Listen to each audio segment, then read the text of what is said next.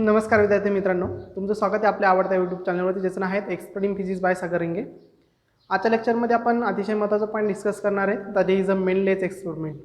In yesterday's lecture we discuss the concept of that is a stretch string, that is a frequency in stretch string. हा concept जो आहे तो आपण previous लेक्चरमध्ये discuss केला होता. तिथे आपण fundamental frequency, first harmonics, second fundamental mode of frequency, second harmonics, हा पार्ट त्याचं जनरल फॉर्म्युला याबद्दलचं डिस्कशन आपण केलं होतं. आजच्या लेक्चरमध्ये आपण डिस्कशन करणार आहे that is a Melde's experiment. आता हा मेनलेस एक्सपेरिमेंट काय आहे, त्याबद्दलची इन्फॉर्मेशन काय आहे ती आपण आज इथं डिस्कस करणार आहे. आता हा एक्सपेरिमेंट काय आहे बघा. This experiment is explain the phenomena of transverse stationary waves. Okay, म्हणजे हा एक्सपेरिमेंट काय करतो, तुमचा ट्रान्सवर्स स्टेशनरी वेव्हज हा जो एक्सपेरिमेंट आहे तो आपल्याला इथं एक्सप्लेन करायचं काम किंवा शो करायचं काम ह्या एक्सपेरिमेंटने केले. ओके, आता ह्या एक्सपेरिमेंटमध्ये काय केलं जातं बघा, जी आपण कनेक्टिंग स्ट्रिंग घेणार आहे, ही स्ट्रिंगचं एक एंड जे आहेत ते हा जो ट्युनिंग फॉर्क जो आहे त्या ट्युनिंग फॉर्कच्या एका एंडला जॉईन केला आणि दुसरं एंड जे आहेत ते पुली थ्रू मास काय केले, कनेक्ट केलेत. आता इथं मास काय करणार आहे, या स्ट्रिंगला स्ट्रेच करायचं काम करणार आहे. मग स्ट्रेचिंग स्ट्रिंगच्या शेजारी जर आपण व्हायब्रेशन जर क्रिएट केलेत तर इथं काय तयार होते, ही स्टेशनरी वेव्ह क्रिएट होते. आता ह्या ट्युनिंग फॉर्कची अरेंजमेंट दोन पद्धतीने केली आपण, एक ट्रान्सवर्स अरेंजमेंट आणि एक लॉन्जिट्युडनल अरेंजमेंट. त्याबद्दल आपण चर्चा करणारच आहे. मग अगोदर हा एक्सपेरिमेंटबद्दलची आपण थोडीशी इन्फॉर्मेशन किंवा याबद्दल चर्चा करूयात. ओके, मग आता आपण जर ट्रान्सवर्स स्टेशनरी स्ट्रिंग जर घेतली त्याच्यामध्ये जर P number of P loops जर असेल, ओके, ट्रान्सवर्स स्टेशनरी वेव्ह आपण जर घेतली आणि त्याच्यामध्ये जर पी नंबर ऑफ लूप्स जर असेल, किती पी नंबर ऑफ लूप्स, त्यावेळेस आपल्याला P into root of tension हा प्रोडक्ट जो आहे तो कॉन्स्टंट मिळतो.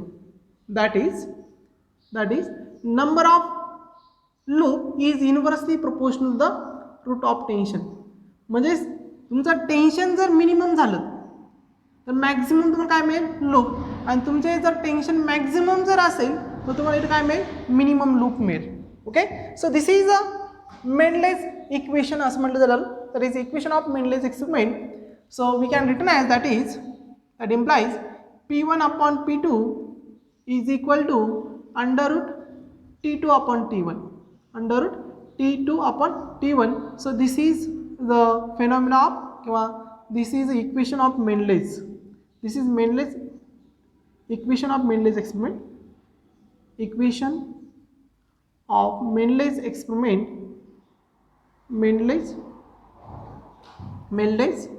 experiment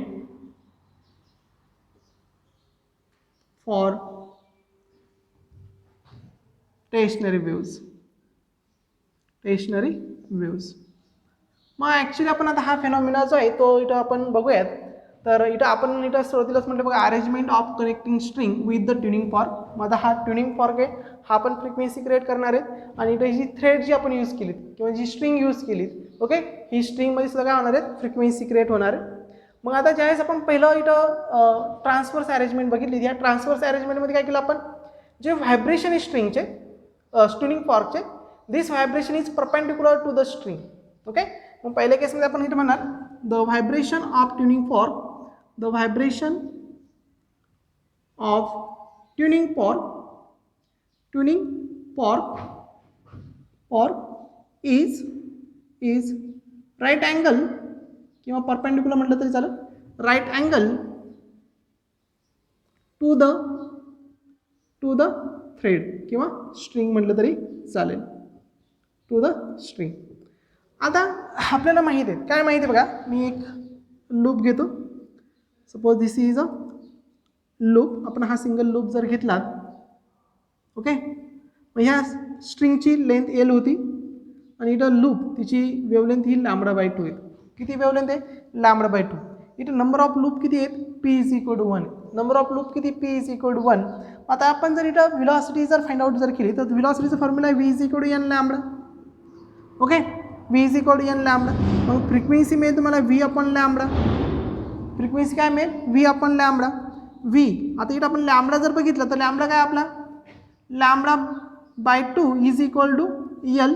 that is lambda is equal to twice l lambda is equal काय मिळेल आपल्याला टॉईस एल आणि ही जर व्हॅल्यू आपण इथे सबस्टिट्यूट जर केली तर एन इज इक्वल किती मिळेल व्ही अपॉन टॉईस एल किती लूपसाठी पी इज इक्वल 1 म्हणजेच मी असं राईट केलं तर काय हरकत नाही that is N is equal to P V upon twice L म्हणजे P is equal to 1 that is V upon twice L. आता दुसऱ्या लूपसाठी इक्वेशन मॅच होतं का बघूयात परत. आपण स्ट्रेचिंग स्ट्रिंगमध्ये हे बघितलंच आहेत. आता आपण इथे 2 लूप्स घेतले अशा पद्धतीचे. ओके ह्या 2 लूपची लेंथ किती येईल एल याची वेव्ह लेंथ किती येईल लॅम्बडा लेंथ इज इक्वल किती झाला तुमचा लॅम्बडा पी इज इक्वल किती नंबर ऑफ लूप्स किती इथं 2 येत कॉन्सेप्ट लक्षात आली ना. मग आता बघा आता व्ही इज इक्वल काही नाही N lambda so lambda is equal to sorry frequency is equal to V upon lambda so V upon lambda किती इथं एल आहे लक्षात आलं. आता मी याला 2 ने मल्टिप्लाय डिवाइड केलं तर काही फरक पडेल का so N is equal to 2 V upon twice L.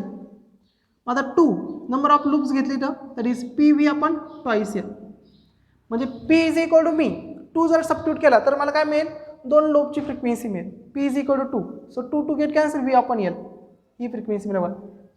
Concept लक्षात आली का व्ही अपॉन एल काय 2 लूप जर असेल त्याची फ्रिक्वेन्सी व्ही अपॉन एल पीची व्हॅल्यू 2 जर टाकली 2 get cancel V upon L म्हणजे सेकंड लूपची फ्रिक्वेन्सी मिळेल. म्हणजे आपण जर इथं फ्रिक्वेन्सीसाठी जर फॉर्म्युला जर घेतला तर फ्रिक्वेन्सीसाठी फॉर्म्युला आपला ह्या पार्टमध्ये फ्रिक्वेन्सीसाठी फॉर्म्युला आपल्याला मिळेल जो आपण ऑलरेडी कालच्या लेक्चरमध्ये डिझाईन केला आहे. मी परत एकदा सांगितलं तो शॉर्टकट वेनी तर is frequency is equal to for nth loop N P is equal to P upon P V upon twice L किंवा that is P upon twice L into under root T upon M since velocity of transverse wave is equal to tension upon linear mass density. Okay याबद्दल आपण चर्चा केलेली आहे. That is V is equal under root T upon M. आता आपण ज्यावेळेस arrangement of Melde's experiment that is arrangement of tuning fork is right angle to the this stationary string या sorry the arrangement of tuning fork that is vibration of tuning fork is perpendicular to the string. मग ह्या केसमध्ये काय होतं बघा ह्या केसमध्ये the frequency of string is equal to frequency of tuning fork. म्हणजे इथं ट्युनिंग फॉर्कची फ्रिक्वेन्सी आणि याला पहिला सेंटेन्स याला सेकंड सेंटेन्स म्हणेल म्हणजे इथं फ्रिक्वेन्सी ऑफ स्ट्रिंग आणि फ्रिक्वेन्सी ऑफ ट्युनिंग फॉर्क कशा आहेत दोन्ही सेम आहेत. ओके मग आता फ्रिक्वेन्सी आपण इथं जर स्ट्रिंगची फ्रिक्वेन्सी फाइंड केली frequency of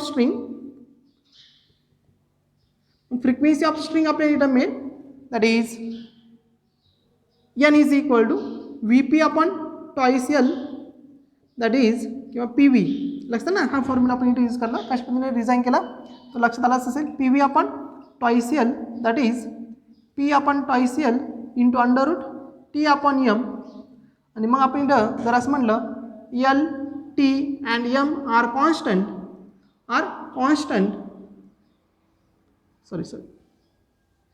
N P N L and M are constant. बघा N, L and M constant. Then constant is equal to P into root T. म्हणजेच Mendel's experiment is valid. इथे काय होतो प्रूव्ह होतो लक्षात. कारण आपण इथे काय घेतलं फ्रिक्वेन्सी लेंथ आणि लिनियर मास डेन्सिटी जर आपण कॉन्स्टंट ठेवली तर पी इंटू रूट टी काय मिळेल आपल्याला सर कॉन्स्टंट मिळेल. So P into root T will be constant.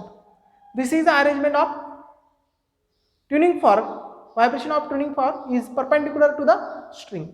आता लॉन्जिट्युडनल अरेंजमेंटमध्ये काय होईल ज्या डिरेक्शननी व्हायब्रेशन त्या डिरेक्शन काय असणार आहे लेंथ असणार आहे. म्हणजे ते बघा ज्या डिरेक्शन ट्युनिंग फॉर्क व्हायब्रेट होतं इथं ज्या डिरेक्शन ट्युनिंग फॉर्क काय राहिलं इथं व्हायब्रेट होऊ राहिला त्याच्याच लेंथमध्ये काय इथं ट्युनिंग स्ट्रिंगची लेंथ आहे. मग आता आपण असं म्हणणार that is the vibration of tuning fork the vibration of tuning fork is parallel to the length of string. आता बघा इथं आणखी एक महत्त्वाचं सेंटेन्स इथं आपल्याला असं मिळेल, तर is a frequency of tuning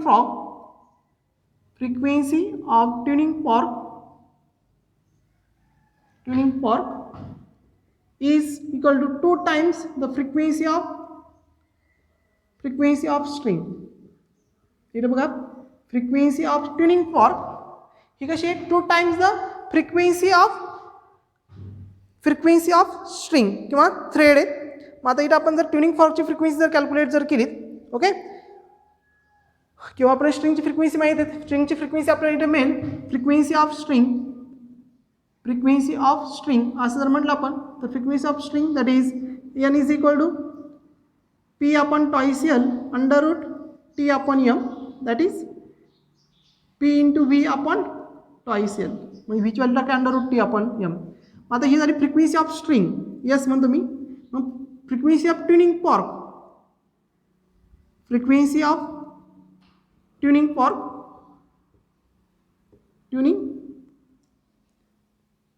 fork is, आता गिवन केसनुसार फ्रिक्वेन्सी ऑफ ट्युनिंग फॉर्क मी एफ म्हणतो ट्युनिंग पॉर्कसाठी. So frequency of tuning fork is equal to 2 times the frequency of string. मग N F is equal to 2 into frequency of string काय आहे, P upon twice L under root T upon M. 2 get cancelled, so frequency of tuning fork is equal to P upon L under root T upon M.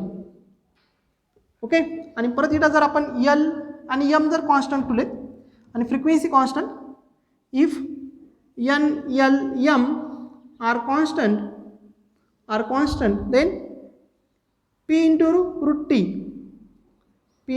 root T काय मिळेल तुम्हाला, constant मिळेल. म्हणजेच मेनलेस experiment काय होईल, इथं valid होईल.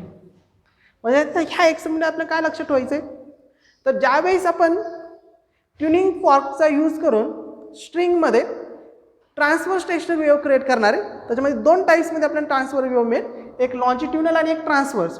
तर ट्रान्सव्हर्स अरेंजमेंट जर घेतली आपण, तर frequency of tuning fork is equal to frequency of string आहे.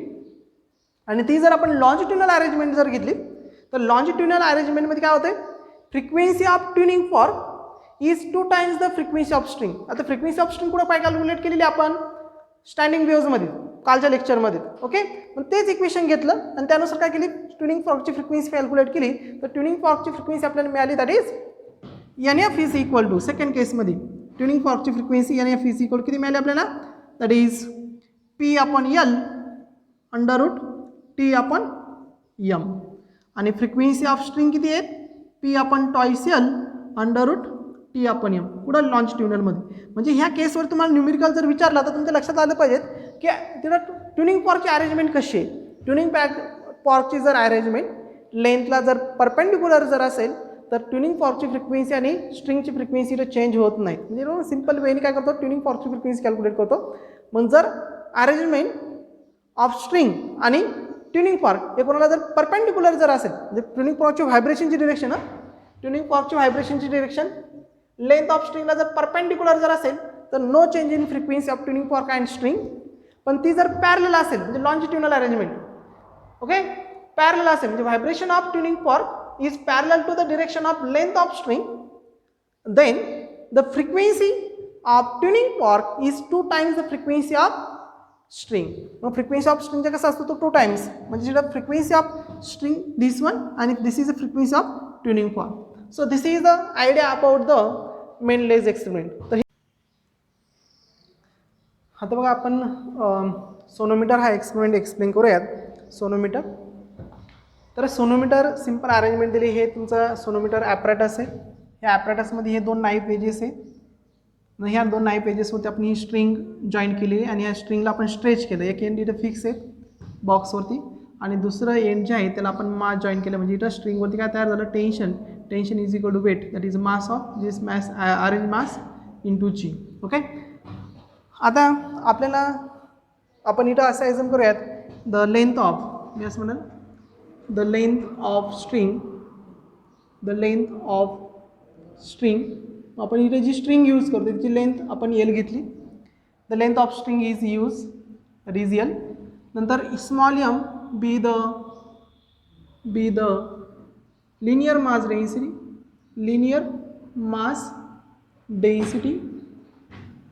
डेन्सिटी ऑफ स्ट्रिंगची linear mass density. Okay, that is small M आहे. मग आता इथं जर आपण फ्रिक्वेन्सी फाइंड आउट जर केली तर फ्रिक्वेन्सी ऑफ स्ट्रिंग मिळेल आपल्याला. आता फ्रिक्वेन्सी कशा पद्धतीने कॅल्क्युलेट केली जाते ते समजून घ्या. आता ही जी स्ट्रिंग आहेत ह्या स्ट्रिंगला आपण इथं मास जॉईन केलेली बरोबर नाही. मग ही स्ट्रिंग काय झाली, स्ट्रेच स्ट्रिंग झाली आणि ह्या स्ट्रिंगवरती आपण काय ठेवला, एक छोटासा रायडर ठेवला ज्याचं वेट कसं आहे ॲज कम्पेअर टू ड्री इज व्हेरी स्मॉल. आणि मग ज्यावेळेस ही स्ट्रिंग स्ट्रेच असणार आहे त्याला टेन्शन क्रिएट केलेलं आहे, म्हणजे ही स्वतःच्या नॅचरल फ्रिक्वेन्सीला काय होणार आहे, ही स्ट्रिंग जी आहे ती ऑसिलेट होत असते किंवा व्हायब्रेट होत असते. ज्यावेळेस तुम्ही याला मास जॉईन करतात त्यावेळेस ही स्ट्रिंग मोर स्ट्रेच होते आणि स्ट्रेच झाल्यामुळे ती काय होते, तिच्या नॅचरल फ्रिक्वेन्सीला ऑसिलेट होत असते. काय होत असते, नॅचरल फ्रिक्वेन्सीला ऑसिलेट होत असते. आता तुम्ही ट्युनिंग फॉर्क घेता आणि ह्या ट्युनिंग फॉर्कवरती जो आपण आता इथं ड्रॉ केला होता मगाशी ट्युनिंग फॉर्क मेनलेस एक्सपेरिमेंटवरती, ह्या ट्युनिंग फॉर्कला रबर म्हणजे एक रबर बँड असतो त्याच्यावरती तुम्ही काय करता, स्ट्रक करतात किंवा हॅमर करतात जोऱ्यामध्ये.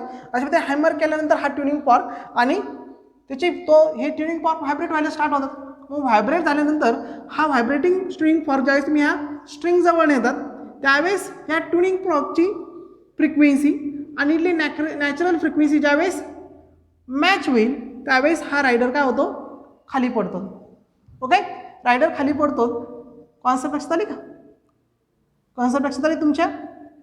काय करायचं, ट्युनिंग फॉर्कची फ्रिक्वेन्सी स्ट्रिंग फॉर्कला रबर बँडवरती हॅमरिंग करायचं जोऱ्यामध्ये आणि हॅमरिंग केल्यानंतर तो ट्युनिंग फॉर्क व्हायब्रेट होईल आणि तो व्हायब्रेटिंग ट्युनिंग फॉर्क आपण कशा जवळ आणणार या स्ट्रिंगच्या.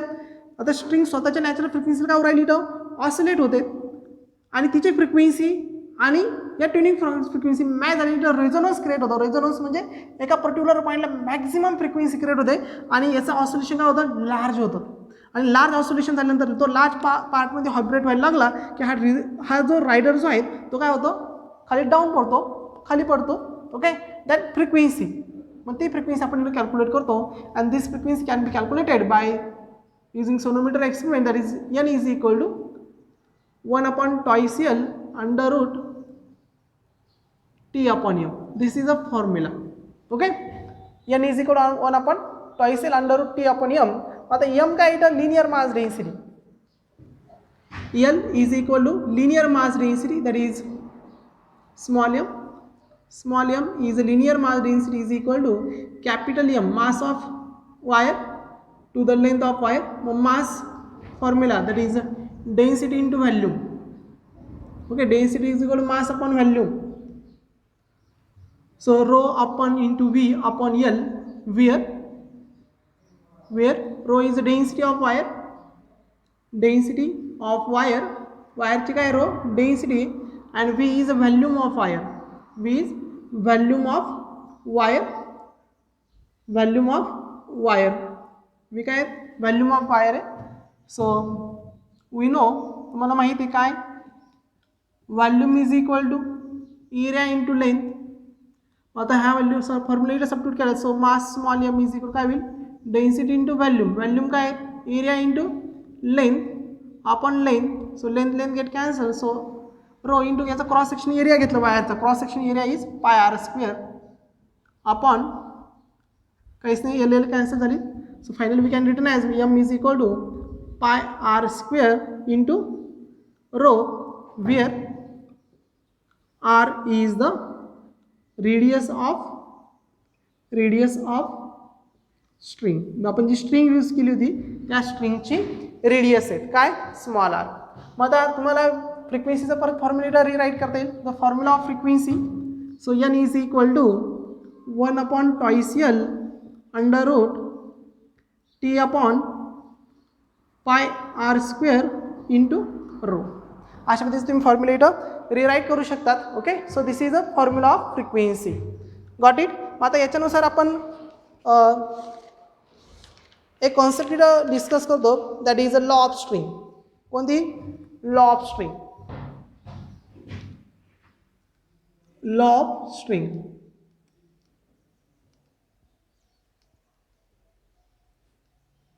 Law of string. आता लॉ ऑफ स्ट्रिंग मध्ये पहिला लॉ आहे that is a length law. Length law. आता बघा आपल्या फ्रिक्वेन्सीचं frequency N is equal 1/2 under root T upon pi R square into rho. मग आपण इथं असं म्हणणार that is frequency N is equal to काय फॉर्म्युला आपल्याकडे 1/2 under root T upon M is equal to 1/2 into under root T upon pi R square into rho. Got it. मग त्याच्यामुळे law of length काय येईल बघा. when t and m are constant then length of string किंवा frequency of string okay. काय constant ठेवलं आपण? Tension आणि लिनियर मास डेन्सिटी जर आपण कॉन्स्टंट ठेवली. ओके, टेन्शन आणि लिनियर मास डेन्सिटी आपण जर कॉन्स्टंट ठेवली then frequency of string n is directly inversely proportional to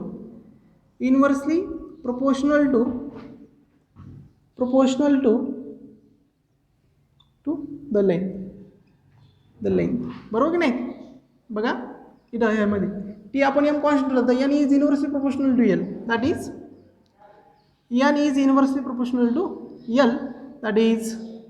that implies n1 l1 is equal to n2 l2 is equal to constant. हा झाला तुमचा law of length. Law of string discuss होतो त्यातला पहिला law of length. Second आहे law of tension. Tension law असं म्हटलं तरी चालेल. टेन्शन लॉ किंवा law of tension.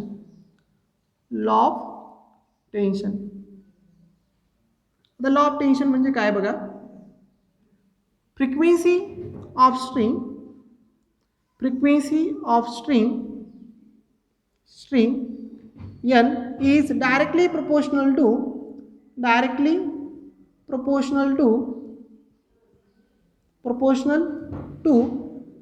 the tension in string, root of tension na. n is directly proportional to root of tension is directly proportional to the root of tension in string when L and M are constant. आता इथं काय constant ठेवावं लागणार तुम्हाला? Length आणि linear mass density are constant. Then n is directly proportional to root t. That is n is directly proportional to the root t. So we simply say that is n1 upon t1 is equal to n2 upon t2 or is equal to constant. Okay, so this is a formula, this is a law of tension. काय झाला तुमचा law of tension. तर आपल्याला पुढे बघायचं आहे law of mass. Third law of mass. Same formula, that is the frequency of string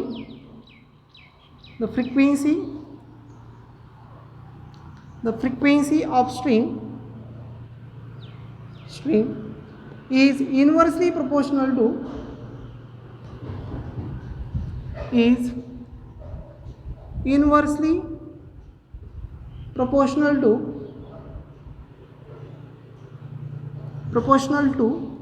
the length,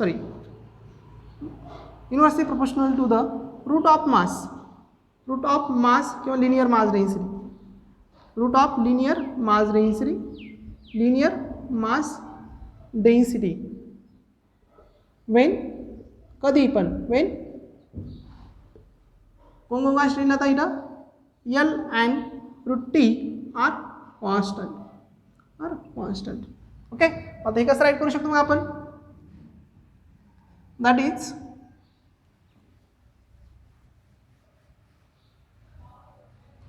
is frequency is inversely proportional to the root m, so we can written as that is n into root m, किंवा असं म्हटलं तरी चालेल, that is n1 upon n2 is equal to under root m2 upon m1. Okay, is equal to constant. हे कसं असेल, constant असेल. This is a law of mass. नंतर आपण फोर्थ घेऊयात, लॉ ऑफ रेडियस. आता बघा इक्वेशन जर आपण राईट केलं, frequency is equal to N upon 1 upon twice L under root T upon pi R square into rho. मग आपण असं म्हणलं L T and rho are constant. आता हे कॉन्स्टंट ठेवले तर फ्रिक्वेन्सी काय येईल, एन इज इक्वल टू किंवा N is directly proportional to 1 upon root R square, म्हणजेच काय येईल, inversely proportional to R. So we simply say that the frequency of string is inversely proportional to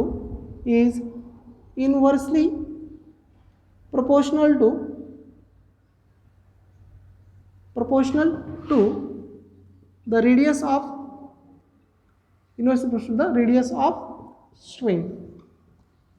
string. So n is inversely proportional to the r. And last, that is law of density. Fifth one, law of density. त्यासाठी पुन्हा आपण कोणतं equation use करणार, हेच दिस one. याच्यावरून काय समजतं आपल्याला, जर एल रेडियस आणि टी जर कॉन्स्टंट ठेवलेत, Wien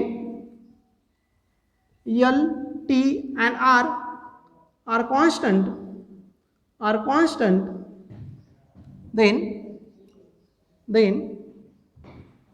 then frequency of string is inversely proportional to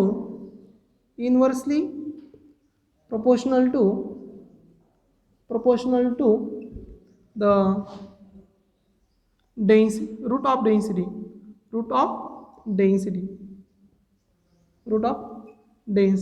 So finally we can written as, हे कसं राईट करू शकतो मग आपण, that is frequency is inversely proportional to the root of density, that is n1 root of किंवा n1 upon n2 is equal to under root rho 2 upon rho 1 is equal to constant. Okay, असे ते आपण right करू शकतो. आता याच्यावरती बऱ्याच वेळेस तुम्हाला सिंपल क्वेश्चन विचारले जातात न्यूमेरिकल्समध्ये, त्यासाठी ही सगळी लॉ आपल्याला माहीत असणं गरजेचं आहे. आणि ही लॉ आपण कशावरून ठरवतो, ह्या दोन इक्वेशनवरून. म्हणजे सोनोमीटरमध्ये हे इक्वेशन ऑफ फ्रिक्वेन्सी खूप महत्त्वाचं आहे.